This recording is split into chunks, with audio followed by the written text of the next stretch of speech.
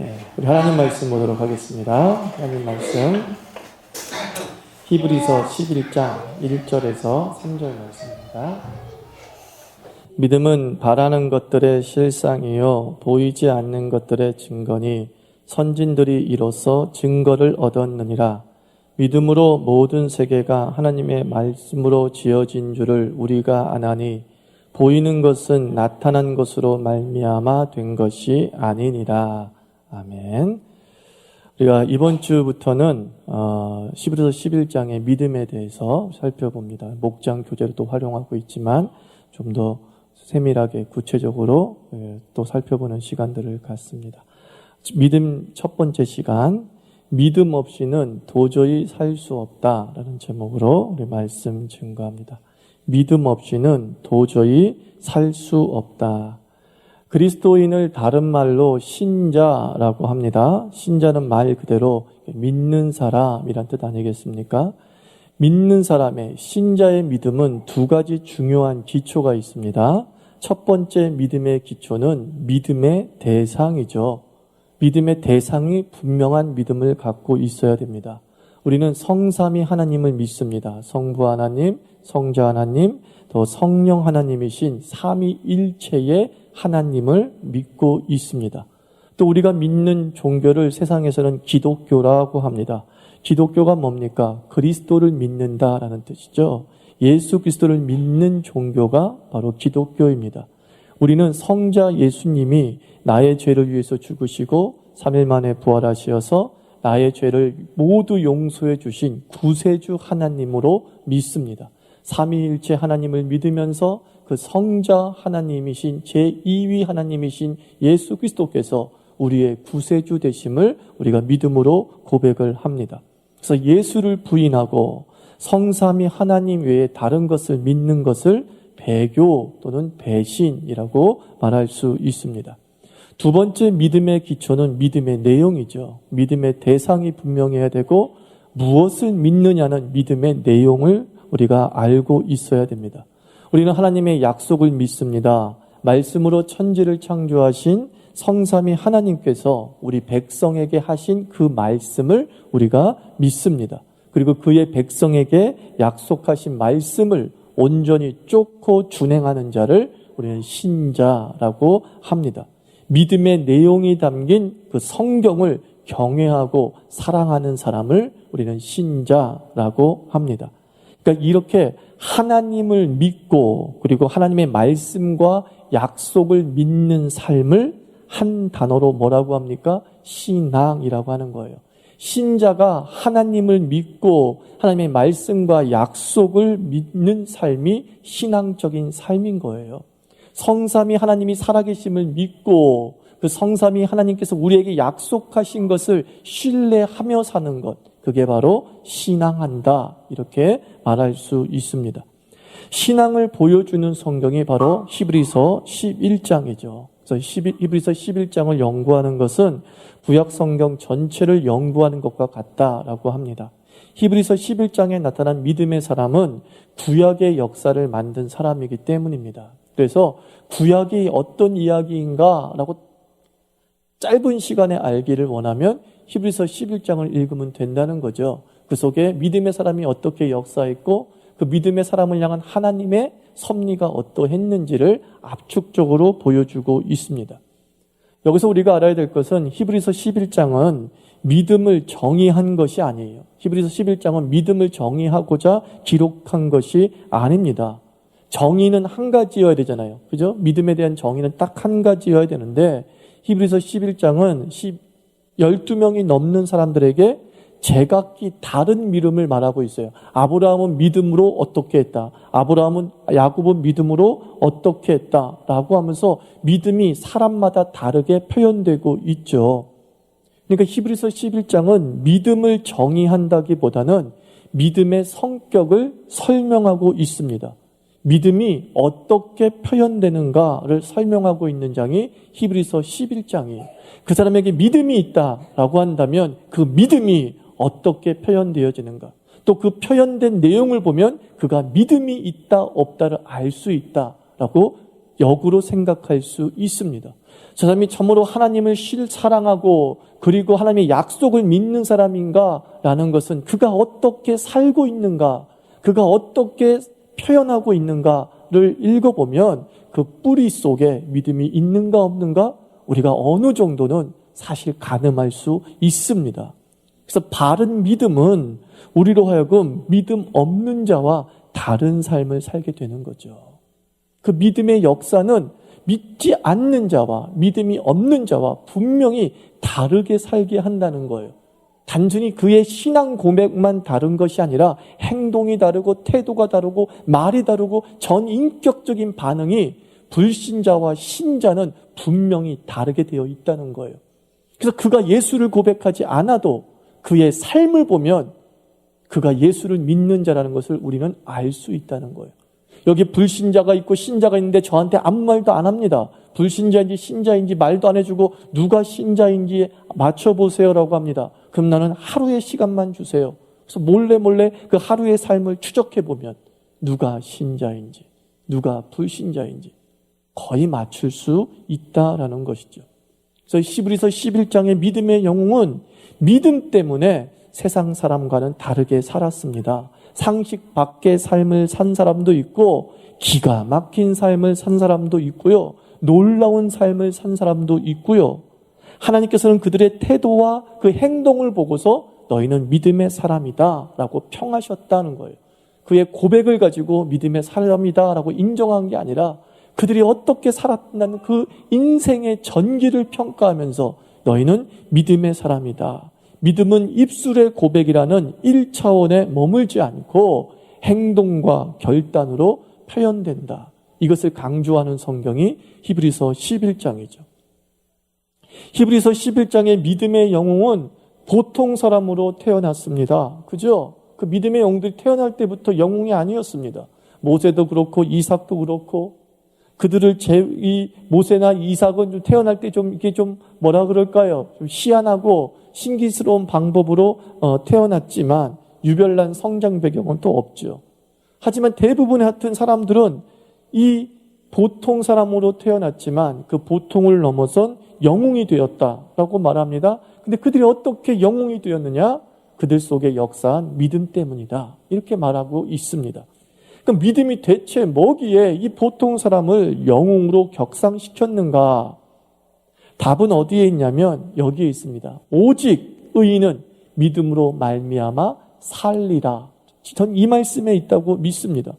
오직 의인은 믿음으로 말미암아 살리라. 이 말씀은 성경에서 딱 3번 나오는데 이 믿음으로 살리라 이 말은 곧 이거예요. 믿음은 뭐예요? 사는 것이라는 거예요. 딴 거 아니에요. 어렵게 생각하지 맙시다.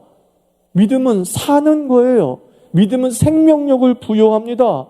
믿음은 살리는 힘이 있습니다. 믿음은 나를 살려놓고 살게 하는 거예요. 그게 믿음이에요. 나를 살려놓고 끝나는 것이 아니라 살아있는 그 생명체로 하여금 어떻게 사는가까지 결정하는 것이 믿음이에요. 오직 의인은 믿음으로 산다? 오직 의인은 믿음으로 살게 되는 거죠. 또 그 믿음은 사는 삶 자체와 떨어질 수 없다. 이렇게 말씀드릴 수 있죠. 예수님께서 죽은 자를 살리시고 병든 자를 고친 유일한 조건이 하나 있었어요. 그게 무엇이었습니까? 바로 믿음이죠. 믿음이었습니다. 믿음이 있는 자는 살아났고 믿음이 있는 자는 움직였고 믿음이 있는 자는 영광을 체험했어요. 그가 아무리 돈을 많이 가지고 있어도 그 신경 쓰지 않았어요. 그가 아무리 기도를 많이 해도 신경 쓰지 않았어요. 그에게 믿음이 있는가 보셨다는 것이죠. 그 믿음이 살리기도 하고 움직이기도 했다라고 말씀하고 있습니다. 그러니까 믿음이 뭐기에 우리를 영웅으로 살게 하는가? 이게 바로 히브리서 11장 초두에 나오는 말씀이에요. 1장 1절에서 11장 1절에서 3절까지의 말씀이 믿음이 뭐기에 우리로 하여금 영웅이 되게 하는가? 그 3가지를 설명해 주고 있어요. 첫째, 믿음은 행동하게 합니다. 믿음은 뭐라고요? 믿음은 행동하게 합니다. 우리 1절 말씀에 믿음은 바라는 것들의 실상이요 그랬어요. 이 실상은 휘포스타시스예요. 다른 뜻으로 설명하면 아래로부터 받쳐준다 그런 뜻이에요. 믿음은 바라는 것들의 그것을 아래로부터 받쳐준다. 기초라는 의미입니다. 우리가 집 짓는 순서와 집을 그리는 순서는 다르다고 하지 않습니까? 집을 그릴 땐 다 어디서부터 그려요? 애들 다 지붕부터 그리기 시작하잖아요. 그럼 실제로 건축할 때는 어떻습니까? 사실은 바닥부터 시작해야 되죠. 기초가 있어야 아름답고 견고한 집을 지을 수 있습니다. 우리의 모든 활동 기저에는, 바닥에는 믿음이 작용하고 있습니다. 거리에 다니는 자동차 운전자를 여러분 믿습니까? 저 사람이 절대로 나에게 돌진하지 않으리라는 믿음이 있습니까? 신호등이 빨간불일 때 버스 기사가 멈출 것이라고는 믿음이 있습니까? 글쎄요. 생각 안 해봤는데요? 아니요. 믿음이 있기 때문에 거리에 나선 거예요. 그 자동차 운전기사를 못 믿고 버스 기사를 못 믿으면 절대 밖에 못 나가요. 근데 저 사람이 멈춰주겠지. 저 차가 멈춰주겠지. 그 믿음이 있으니까 파란불일 때 왼쪽도 안 보고 오른쪽도 안 보고 그냥 건너가 버리는 거예요. 그게 무슨 역사라고? 믿음이 역사한 거예요. 우리나라는 다리가 붕괴되는 나라입니다. 그런데도 막 한강대교, 영동대교 여전히 잘 건너가고 있어요. 왜 그래요? 설마 하면서도 믿고 있는 거죠. 오늘은 무너지지 않을 거야. 그 야트마한 믿음이 있기 때문에 오늘도 영동대교 건너가고 한강대교 건너가는 거예요. 믿음이 이렇게 역사하는 거죠. 직장인들이 직장에 오늘도 출근하고 내일도 출근하는 이유가 무엇입니까? 믿음 때문이죠. 월급을 줄 것이라고 믿기 때문에 부지런히 출근합니다.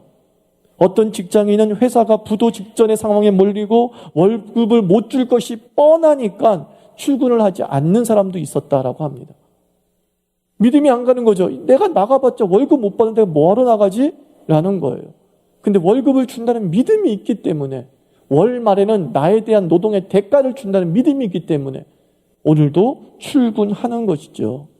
결혼하는 이유도 믿음 때문입니다. 그 사람이 나만 사랑한다고 믿기 때문에 참 결혼하는 것 아니겠습니까? 너도 사랑해. 그럼 누가 결혼하겠어요? 너만 사랑해. 그 믿음을 믿는 거죠. 이 믿음이 무너진 병을 뭐라 그래요? 우처증, 의부증이라는 거죠. 믿음이 무너지는 그 순간 결혼 생활이 됩니까? 안 됩니까? 안 되게 되어 있어요. 우리가 교회에 다니는 이유도 믿음 때문입니다. 교회 다니지 말아야 될 이유가 3가지 있다라고 하죠. 첫째가 시간 낭비래요. 둘째가 여가를 박탈당한대요. 셋째가 경쟁력이 약화된대요. 다 맞는 말이죠. 그죠? 시간을 빼앗기고 주일날, 수요일날 막 그렇게 예배를 드려야 됩니다. 또 공부해야 될 시간에 예배를 드려야 됩니다.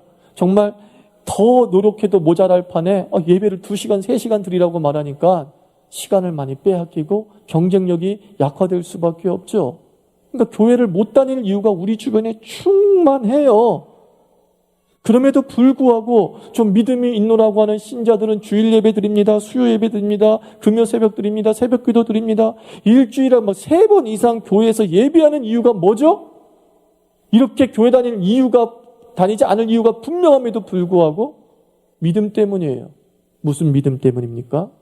너희 쓸 것을 내가 풍성히 채우라는 빌립보서의 말씀을 믿기 때문인 줄 믿습니다. 합력하여 선을 이룰 것이라고 하는 로마서 말씀을 믿기 때문이죠. 두려워 말라 내가 너와 함께하리라는 이사야 말씀을 믿기 때문이죠. 한 사람이 천을 이기고 두 사람이 만을 이기게 하시리라는 신명기 말씀을 믿기 때문이죠. 경쟁력 약화인 거 압니다. 시간 낭비인 거 압니다. 여가박탈처럼 보이는 그 예배 속에 역사하시는 하나님을 신뢰하고 믿기 때문에 교회 다니는 줄 믿습니다. 이게 믿음의 역사예요. 믿음은 행동하게 하는 거예요. 믿음은 움직이게 하는 거예요. 이 세상 어떤 것에도 믿음이 없이는 사람의 삶이 움직여지지 않는 거예요. 모든 기조에는 이렇게 믿음이 역사하고 있어요. 이스라엘 백성은 요단강이 갈라질 것을 믿었기 때문에 요단강이 범람하는 그 거센 물살에도 불구하고 주저치 않고 요단강에 발을 내디딜 수 있었습니다. 무슨 믿음 때문에? 주께서 갈라지게 하시리라. 그 믿음이 역사한 거죠. 여리고성을 무너질 것을 믿었기 때문에 일주일 동안 무의미해 보이는 성들기를 감행할 수 있었죠. 그 모든 것에 믿음이 역사하는 겁니다. 나와 세상이, 우리와 불신자가 다르게 사는 이유가 바로 여기 있는 거예요. 우리는 전능하신 하나님을 믿습니다. 이게 다르게 사는 힘의 원동력이죠. 우리가 왜 영웅이 되는 줄 아십니까? 바로 믿음으로 세상과 다르게 살기 때문이에요. 경쟁력 약화란 걸 알면서도, 시간 낭비라는 것을 세상 사람들이 말하고 있는 걸 알면서도, 여가를 박탈당하는 것을 알고 있으면서도 세상과 다르게 그 시간만큼은 하나님께 내어놓을 수 있는 것은 하나님이 나를 사랑하시고 이 세상을 다스리는 전능자의 되심을 믿기 때문이죠. 그 믿음으로 사는 자가 어찌 예배드리는 것을 아까워하겠습니까? 이 예배드릴 때 내가 더 일할 거야, 더 돈 벌 거야, 그래가지고 더 돈 버는 법 없다는 걸 너무나 잘 알고 있죠, 우리는. 그런데도 그 믿음의 부족으로 말미암아, 전능하신 하나님에 대한 믿음의 부족으로 말미암아 우리는 세상과 똑같이 살고 마는 비극을 겪고 마는 것이죠. 믿음이 무엇이기에 영웅으로 살게 합니까? 그 두 번째는 믿음은 열정을 일으키게 합니다. 믿음은 행동을 일으키게 하고 믿음은 열정을 일으킵니다. 또 말씀합니다. 믿음은 보지 못하는 것의 증거 그랬어요. 증거, 엘레코스. 이게 뭐냐면 확신, 내적 흥분 상태를 표현하는 단어예요. 내적 흥분 상태. 차가운 것은 믿음이 아닙니다. 미지근한 것은 믿음이 아닙니다. 믿음은 뭐예요? 뜨겁게 합니다. 참 믿음은 우리를 흥분하게 한다는 겁니다. 로마서 10장 17절에서 믿음은 들음에서 나며 들음은 그리스도의 하나님의 말씀으로 말미암는다 그랬어요. 성경을 읽으면 믿음이 생긴대요. 하나님이 하신 일을 보면서 하나님에 대한 믿음이 생긴대요. 그리고 그 하나님이 하실 일을 깨달으면서 뭐가 돼요? 흥분이 되기 시작하는 거예요. 하나님이 이런 일을 하시려고 하시는구나. 말씀을 읽을 때마다 나를 향하신 하나님의 계획을 보면서, 우리를 통해서 이루실 하나님의 계획을 보면서 어떻게 돼요? 흥분하는 거예요. 와, 이런 약속이 있었어? 와, 이런 계획이 있었어? 와, 하나님의 이런 섭리가 있었어? 와. 흥분하게 되는 것이죠. 물론 성경이 수면제이기도 하죠. 읽으면 막 졸리기도 하지만 계속 읽다 보면 정말 성경만큼 각성제가 없어요. 나를 깨게 만든다고요. 1분, 2분은 졸리게 할지 모르겠지만 그걸 참고 몰입하잖아요. 성경은 나를 잠 못 들게 만들어요. 와, 놀라운 하나님의 뜻이 여기에 있구나 라는 것을 깨닫게 되는 것이죠. 학개서 1장 14절 말씀 보면 여호와께서 스알디엘의 아들 유다 총독 스룹바벨의 마음과 여호사닥의 아들 대제사장 여호수아의 마음과 남은 바 모든 백성의 마음을 흥분시키심에 그들이 와서 만군의 여호와 그들의 하나님의 전 역사를 하였다라고 말씀합니다. 바벨론 포로에서 돌아와서 성전과 성벽을 건축하던 이스라엘 백성이 공사가 더디고 뜻한 바대로 되지 않는 것처럼 보이자 무기력증에 빠지게 된 거예요. 침체되고 행동이 굼뜨게 되었어요. 그때 하나님께서 학개 선지자를 통해서 비전을 선포합니다. 너희들이 짓는 이 제2 성전이 솔로몬의 성전보다 더 영광스러울 것이다. 내가 이것을 그 어떤 시대보다도 영광스럽게 만들 것이다 라고 학개 선지자를 통해 예언하게 하고 말씀하게 합니다. 그 말씀을 듣고 난 이스라엘 백성의 반응이 뭐라고요? 마음이 흥분되더라. 내적 흥분 상태에 빠지면서 와, 빨리 짓자, 해보자 라고 하면서 그 열정에 휩싸여서 순식간에 일을 만들어냈습니다. 다 이루어진 다음에 느끼는 감정을 감격이라고 하죠. 제2 성전을 다 짓고 난 다음에 이스라엘 백성 감격했어요. 우리가 이 성전을 지었구나. 감격하고 놀라워했어요. 그런데 다 이루어질 것을 확신할 때 느끼는 감정이 뭐라고 하십니까? 열정이라고 그래요. 다 이루어진 것을 봤을 때 느끼는 감정이 감격이라면 다 이루어질 것을 믿는 사람에게 생기는 감정이 열정이에요. 열정. 이건 다 이루어질 거야. 그러니까 감격하려면 열정이 선행돼야 됩니다. 열정은 일을 만들어냅니다. 열정은 결과를 만들어냅니다. 열정은 없던 것을 있게 만드는 추진력입니다. 열정은 감격의 자궁입니다. 열정을 거쳐야 감격이 탄생하게 되는 줄 믿습니다. 감격하고 싶습니까? 열정에 휩싸이십시오. 그 열정이 어떻게 생깁니까? 믿음에서 비롯된다는 거예요. 주의 말씀을 믿는 것, 내게 선포한 그 말씀을 믿고 화답하게 될 때에 우리는 감격의 자궁인 열정의 상태에 빠지는 거죠. 그 일을 해내고자 하는 의지가 생기게 되는 거죠. 와! 해보자!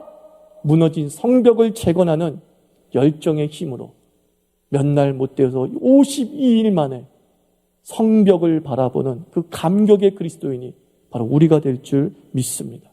우리 자유개교인들 한 사람 한 사람이 믿음으로 하나님이 하실 일을 보기를 축원합니다. 그렇죠? 믿음 안에서 기대감을 가지십시오. 그 기대감이 가지는 열정으로 이제 지금 일하십시오. 어떤 일을 하고자 할 때에 하나님께 열정을 달라고 기도하십시오. 근데 그 열정은 어떻게 생겨요? 믿음이에요. 하나님이 이 일을 하셨다는 믿음이 있으면 열정이 생기는 거예요. 하나님이 이 일을 허락하셨다는 믿음이 있으면 열정이 생기는 거예요. 근데 하나님에 대한 기대도 없어. 하나님이 하실 거라는 믿음도 없어. 그러면은 감격도 생기지 않는다는 거예요. 오늘 이후로 여러분 기도하십시오. 하나님, 당신이 나를 통해서 하실 일을 믿습니다. 이 확신이 먼저 생겨야 감격의 자궁인 열정이 꿈틀거리는 거예요. 이 일 해보자. 이 일 해보자. 근데 하나님이 이것을 허락했다는 믿음이 없는데 이 일 해보자. 의지가 생기겠냐고요. 생기지 않아요. 생기지 않아요. 우리 자녀에게 너 공부해라, 공부해라. 공부합니까? 안 해요.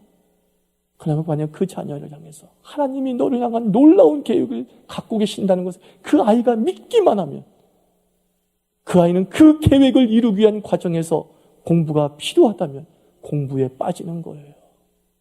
공부에 빠지는 거예요. 하나님에 대한 믿음과 그 자녀를 향한 계획들을 설명해 주지 않고 그저 공부해. 우리 아기 공부 잘하게 해주세요, 하나님. 바뀌지 않는다는 거예요. 바뀌지 않는다는 거예요. 열정, 그것은 믿음이 주는 선물이에요. 하나님을 향한 믿음으로 말미암아 우리가 내적 흥분 상태에 빠지는 그런 그리스도인 되기를 바랍니다. 흥분을 주실 때 머뭇거리면 빼앗겨요, 여러분. 열정을 주실 때 머뭇거리면 빼앗깁니다.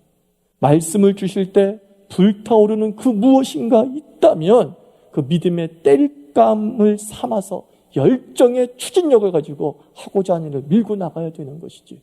내가 오늘 너무나 은혜 받아서 아멘 했어. 아멘하고 난 다음에 아무것도 하지 않으면 그 전 역사를 맞추지 못하는 거예요. 열정은 머뭇거리면 꺼져요. 지금 붙여준 불이 있으면 바로 행동해야 되는 거죠. 밀고 나가야 되는 것이죠.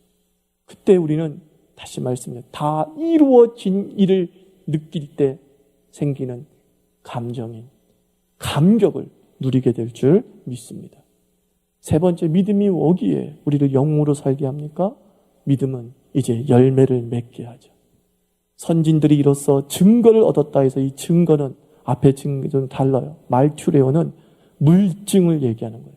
선진들이 이로써 물증을 받았대요. 믿음이 단순히 추상적 개념이 아니라 행동하고 열정에 사로잡혔을 때에 그것으로 끝나는 것이 아니라 물증이 있대요. 물증이. 여러분, 낚시에 빠지는 이유는 짜릿한 손맛 때문이라고 하지 않습니까? 그 맛을 잊지 못해서 막 휴일, 주말마다 기다리면서 그 낚싯대를 손질하는 사람이 많습니다.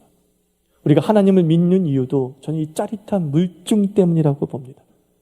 여러분, 하나님에 의한 손맛을 맛보신 적 있습니까?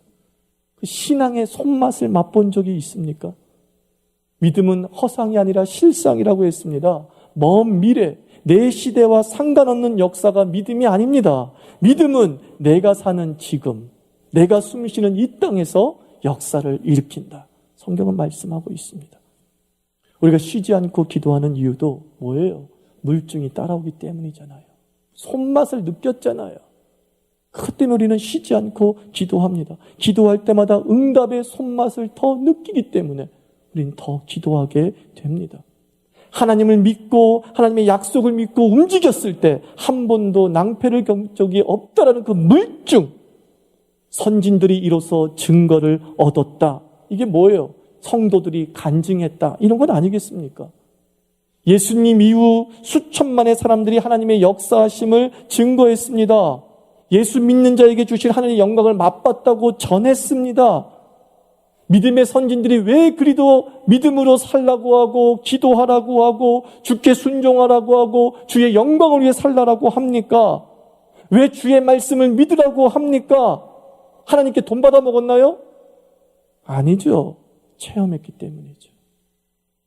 그렇게 살았더니만 정말 하나님이 살아계심을 내가 몸소 체험했다. 그러므로 너희도 믿음으로 살라. 참 우리 자유교회가 이 믿음의 손맛을 전하는 그리스도인 되기를 축원합니다. 믿음이 뭐예요? 그럴 때 글쎄 그냥 나는 천국 가려고 예수 믿고 있을 뿐이야. 그게 아니라 내 삶에 구체적으로 설명할 수 있는 물증 갖고 있어야 됩니다. 내가 믿음으로 살았더만 어떤 일이 내 일에 벌어졌는 줄 알아? 이런 일이 벌어지고 이런 일이 벌어졌어. 그러므로 너희도 믿어. 물증으로 전도하십시오. 물증으로 자녀에게 믿음을 남기십시오. 믿음은 물증을 주기 때문이에요. 믿음은 말을 남기는 게 아니라 믿음을 주기 때문이에요. 눈에 보이는 분명한 열매를 우리에게 주신다라는 것이죠. 그리고 선진들은 그 눈에 보이는 그 물증으로 증거하고 있는 거예요. 봐라! 여기에 물증이 있지 않냐느냐. 봐라! 여기에 열매가 있지 않냐느냐. 하나님의 약속을 믿고 그 하나님을 바로 순종하는 삶이 경쟁력 약화라고 웃기지 마. 여기 그 증거가 있지 않냐냐. 시간 낭비라고 더 공부해야 된다고? 그러면 좋은 대학 들어간 거라고? 아니, 여기 증거가 있지 아니하느냐. 우린 개척할 때 참 많이 기도하면서 젊은이들이 많이 모였을 때 젊은이들에게 어떻게 가르쳤나요? 너희들 주일 성수 꼭 해라. 재수하는 애들한테도 주일 예배 빠지지 마라. 고3한테도 주일 예배 빠지지 마라. 그래서 우리가 여기 함께 하지 못하지만 어떤 자매는 새벽 기도까지 나오면서 재수생이에요. 걔가 도태됐나요? 그 자매가 도태됐나요? 그 다음에 물증이 됐잖아요. 우리 자녀가 물증이 되고 있나요? 그렇게 우리 자녀를 그렇게 키웠나요? 우리 도전 한번 받읍시다. 다른 데서 물증 찾지 말고 내 자녀가 물증되게 해 주시옵소서. 그 믿음의 물증되게 해 주시옵소서. 잘 배우면 뭐합니까? 믿음 제대로 심어주지 못하는 교회라면 뭐예요? 아무 의미가 없죠. 아무 의미가 없죠. 우리 한 사람 한 사람이 듣기만 하는 자에서 우리 말하는 자 되기를 원합니다. 물증을 듣는 자로 끝나는 게 아니라 나도 있어라고 말하기를 원합니다.